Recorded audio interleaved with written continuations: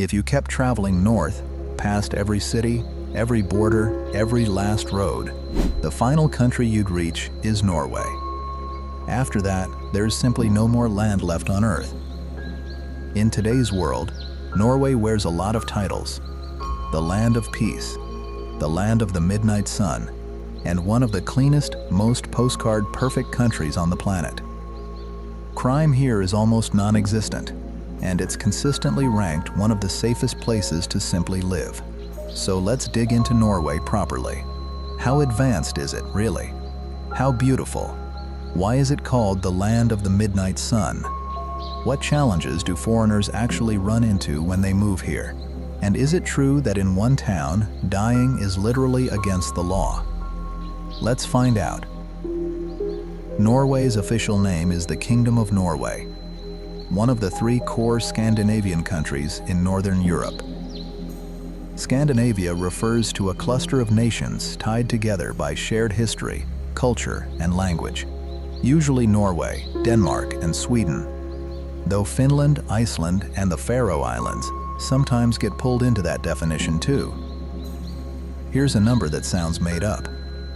Norway has over 320,000 islands. Most of them are completely uninhabited. On top of that, the country has roughly 450,000 fjords and lakes. Put all those islands and inlets together, and you get a coastline of about 83,281 kilometers. That number is almost impossible to picture, so try this. If an adult walked 12 hours a day, every single day, without stopping, it would take them over 3 years and 9 months just to walk the length of Norway's coastline. Norway is a Nordic country, and while its mainland sits on the Scandinavian peninsula, it also controls several overseas territories scattered across the globe. Svalbard, way up in the Arctic Ocean. Jan Mayen, out in the North Atlantic. Bouvet Island, an isolated speck in the South Atlantic. Peter I Island, near Antarctica. And Queen Maud Land, a slice of Antarctica that Norway claims, a claim currently frozen under the Antarctic Treaty. Add the mainland to all of that, and Norway's total area comes out to about 385,207 square kilometers, roughly the size of Germany. And yet, its population, as of 2026, is only around 5.65 million people. That works out to just 15 people per square kilometer. According to the World Happiness Report, Norway has ranked inside the global top 10 almost every single year it's been measured. In the 2026 report, topped by Finland for the 9th year running, Norway came in at number 6, just behind fellow Nordic country Sweden. That ranking reflects something specific: extremely high levels of social trust, personal freedom, and public safety, the ingredients that make people, statistically, satisfied with their lives. Every December 10th, the Nobel Peace Prize, awarded in Oslo, Norway's capital, is handed out on the anniversary of Alfred Nobel's death. And here's a random flex. The world's longest road tunnel, the Lærdal Tunnel, is in Norway, 24.51 kilometers long. For the record, the world's longest tunnel overall is Switzerland's Gotthard-based tunnel at 57 kilometers. But that one's for trains, not cars. Norway's northern edge touches the Arctic Ocean and the Barents Sea. To the west sits the Norwegian Sea, part of the North Atlantic. To the southwest, the North Sea. There's no ocean on its eastern border, instead, land. 191 kilometers shared with Russia, 709 kilometers with Finland, and 1,666 kilometers with Sweden, adding up to a 2,566 kilometer land border total. Despite being deeply integrated with Europe, Norway is a member of neither the EU nor the Eurozone. It runs on its own currency, the Norwegian krone, as of mid-2026, worth roughly 10 cents in US dollars. Oil and natural gas are Norway's most important natural resources, with massive reserves sitting under the North Sea and Barents Sea. Together, they account for over 40% of the country's total exports and around 20% of GDP. Rather than spend that windfall, Norway funnels it into something called the Government Pension Fund Global, a sovereign wealth fund built to secure pensions and welfare for future generations. It's one of the largest sovereign wealth funds on Earth, worth more than $2 trillion, invested across more than 7,000 companies worldwide, and holding roughly 1.5% of every publicly listed stock on the planet. Split across the population, that works out to close to $400,000 per citizen, on paper. Fishing is the second biggest export sector. In the first half of 2025 alone, Norway exported about 1.3 million tons of seafood, worth roughly $8.45 billion, and the full year total was even higher. Norway is the world's largest producer of farmed salmon, mostly using open net pens in the sea.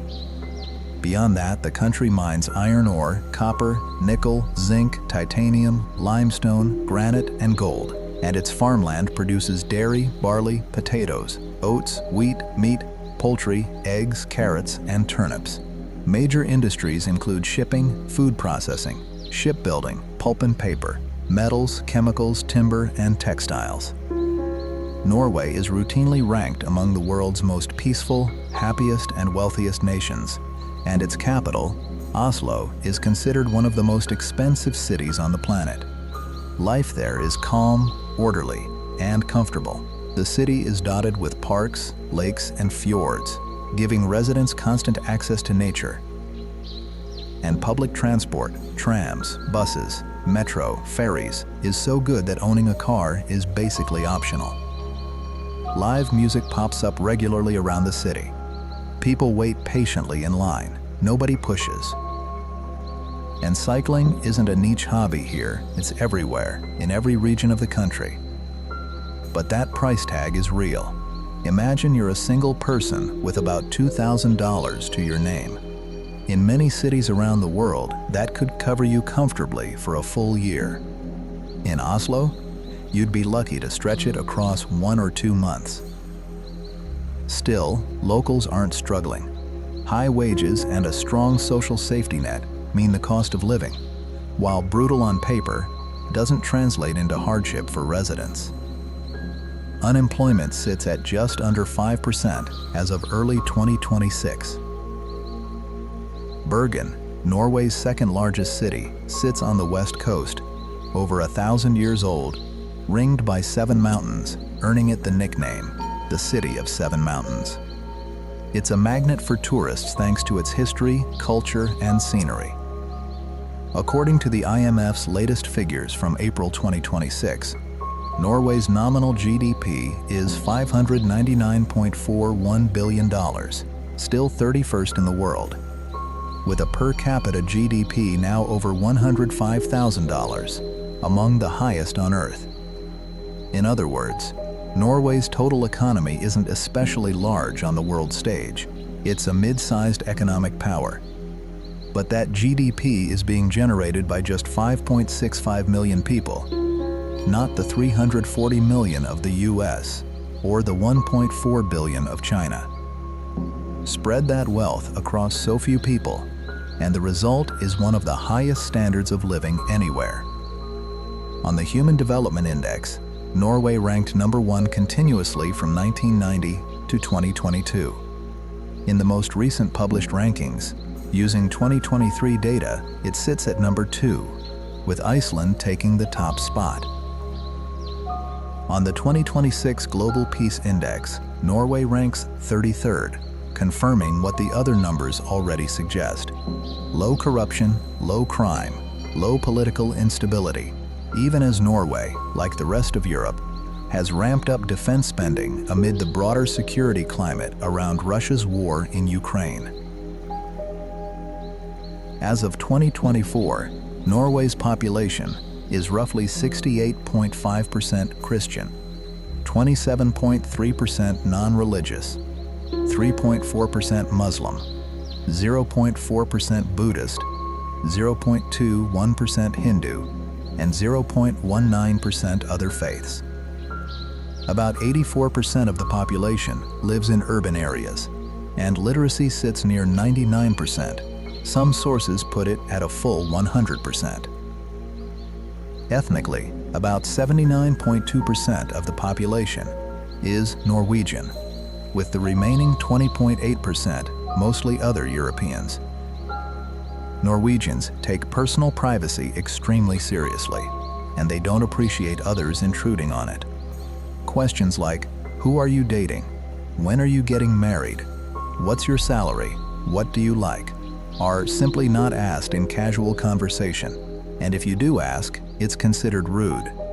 Queuing, punctuality, and respecting personal space are treated as near sacred social rules.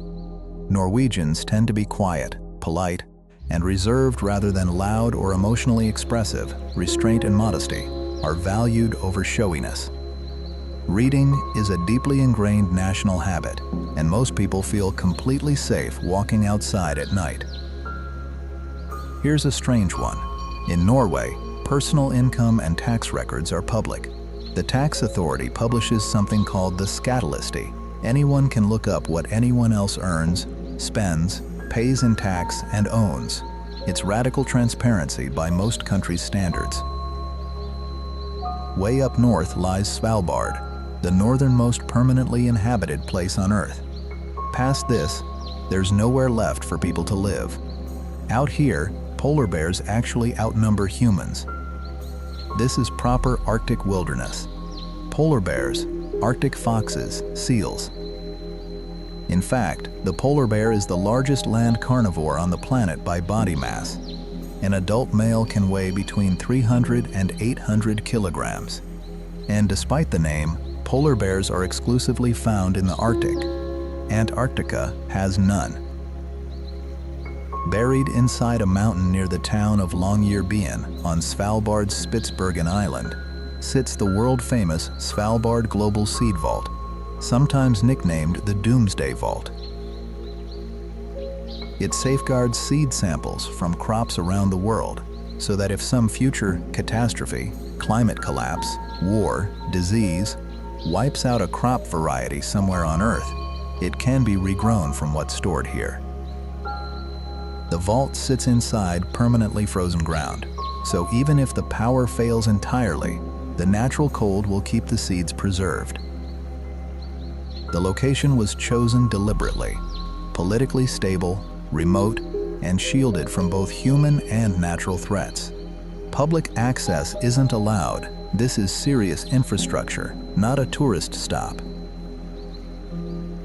Longyearbyen itself is the closest town on Earth to the North Pole, about 1,300 kilometers away, and the northernmost town in the world, known for its coal mining, research stations, and tourism. And here's the headline fact. Dyeing is officially banned in Longyearbyen. It sounds absurd, but there's real science behind it. The permafrost, permanently frozen ground, doesn't let bodies decompose naturally. Corpses can remain preserved for years, raising the risk of dormant pathogens re-emerging. Because of this, terminally ill residents are typically flown elsewhere to spend their final days. Norway's official languages are Norwegian and Sami, though nearly everyone speaks and understands English.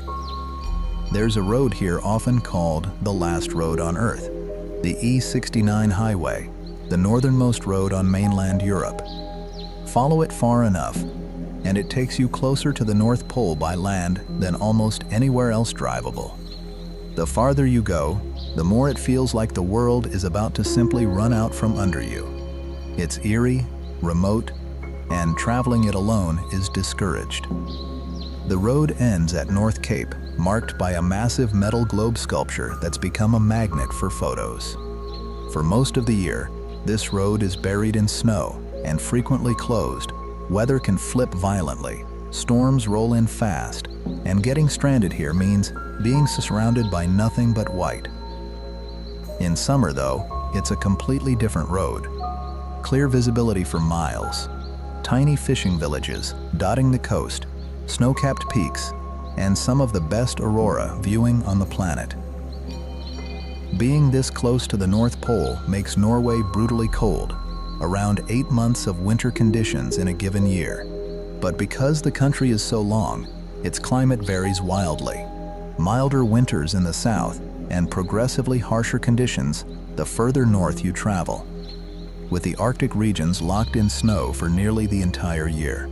That's exactly why most Norwegians and most major cities, including the capital, cluster in the south, leaving the northern interior sparsely populated. You'll often hear the claim that Norway gets 6 months of daylight and 6 months of darkness. That's actually a myth. In Norway's Arctic regions, roughly from late November to mid-January, the sun doesn't rise at all, a phenomenon called the polar night. Near North Cape, you might get about 60 continuous days of daylight or darkness. On Svalbard, far to the north of the mainland, that stretches to about 4 months of continuous day and 4 months of continuous night, never a full 6 months. The closer you get to an actual pole, north or south, the longer these stretches become, maxing out at a true 6 months of day and 6 months of night only at the poles themselves. Norway just doesn't quite get there, but because the sun still hangs in the sky at midnight during summer, it earns the nickname, Land of the Midnight Sun. Popular sports include skiing, football, handball, ice hockey, ski jumping, and snowboarding. Norway takes child protection seriously enough that advertising aimed at children is heavily restricted by law, in some cases banned outright. Broadcast regulations prohibit ads directly targeting children under 12, meaning commercials can't run during children's programming. Infant mortality is extremely low. Norwegian prisons are often cited as among the most humane and progressive in the world, built around rehabilitation rather than punishment. Inmates get private cells, bedrooms, bathrooms, kitchens, libraries, TVs, and recreational facilities. The goal is preparing of people to re-enter society, not just locking them away. The result, Norway has one of the lowest reoffending rates in the world. Crime rates here are among the lowest globally. On Svalbard, crime is essentially zero. Norwegian police typically don't carry firearms day to day, though they're trained to use them in serious situations. Think about how low threat a society has to be for its own police to not feel the need to arm themselves. Corruption is minimal, and public trust in government institutions runs high. Roughly 33.84% of Norway's land is forest, and the country is mountainous throughout. Its most striking coastal feature is the fjord, deep, narrow sea inlets carved by ancient glaciers. Sognefjord, Norway's longest and deepest, stretches 204 kilometers and plunges to a depth of over 1 kilometer. Environmental awareness runs deep here, both in government and among ordinary people. New car sales are now over 80% electric, meaning no fossil fuel burned at the point of use. And the electricity charging those cars isn't dirty either. Norway's power grid runs on 89.1% hydropower, 9.2% wind, 0.2% solar, 1.2% fossil fuels, and 0.2% biomass and waste, almost entirely clean. Cycling is a genuine part of daily life, especially in Oslo and Bergen, backed by dedicated bike lanes and infrastructure across most cities, making commuting safer and easier. Here's the trade-off for all that quality of life. Taxes are steep. Healthcare, education, and Social Security are funded almost entirely by tax revenue, provided free or at very low cost to residents. As of 2026, Norway's effective top marginal income tax rate is 47.4%, a combination of a flat 22% base tax, a progressive bracket tax, and a national insurance contribution. In exchange, citizens get a genuinely extensive social safety net. Foreign residents in Norway aren't a huge population, but the numbers are slowly climbing.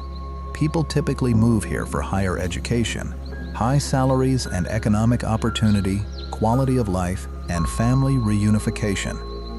For an international student, the early adjustment can be rough. The biggest challenge is usually the brutal climate and the long stretches of darkness, which can take a real toll on mental health. Cost of living is another major hurdle. Housing, food, and everyday expenses are expensive across the board. Norwegians' reserved nature can also make building a social circle or finding new friends genuinely difficult. And while most people speak English, not knowing Norwegian can be a real barrier to landing part-time work or truly integrating into daily life. Norway's academic system, which leans heavily on independent research and self-directed learning, can also be a steep adjustment for students used to more structured teaching. On the upside, at most Norwegian universities, higher education is tuition-free or very low cost. Some of the country's best-known institutions include the University of Oslo, the Norwegian University of Science and Technology, the University of Bergen, and UiT, the Arctic University of Norway. Norway's history stretches back over 1,000 years. Around 1,200 years ago, this land was home to the Vikings, Scandinavian sailors, traders, explorers, warriors, and raiders. From roughly 800 to 1066 AD, Vikings launched seaborne expeditions across Europe, raiding, trading, and founding new settlements. They discovered new lands including Iceland and Greenland, and even reached North America. Modern Norway traces its roots directly back to this era. After the Viking Age, Norway's power began to fade. In 1380, it entered a royal union with Denmark, and when Sweden joined too, the Kalmar Union was formed in 1397. Sweden eventually broke away, but Norway remained under Danish control for 417 years, losing its independent statehood and functioning essentially as a Danish province. Eventually, Norway broke from that union and united with Sweden instead, forming the Sweden-Norway Union on November 4, 1814. Norway gained its own constitution at this point, though Sweden still controlled its foreign policy and defense.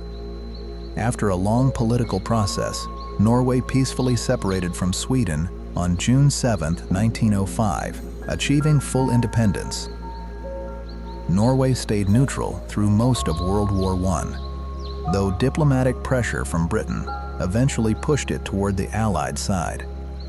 It declared neutrality again in World War II, but on April 9, 1940, German forces invaded anyway, catching Norway unprepared for the sudden attack. Today, Norway operates as a constitutional monarchy. Norway's major exports include crude petroleum, fish, and aluminum sold primarily to Germany, the UK, Sweden, Denmark, and the Netherlands. Its major imports include cars, refined petroleum, ships, nickel, and clothing, sourced mainly from Sweden, Germany, China, the US, and the Netherlands. As a notably diplomatic nation, Norway currently has no formal hostilities with any other country. It's a member of major international bodies including the UN, NATO, the European Economic Area, the OECD, the WTO, the Arctic Council, the Council of Europe, the International Court of Justice, and the Nordic Council, while still remaining outside both the EU and the Eurozone. Norway is proof that a country doesn't need a massive population or a dominant global economy to build one of the highest standards of living on Earth. If you enjoyed this deep dive, hit subscribe. There's a lot more of the world left to explore.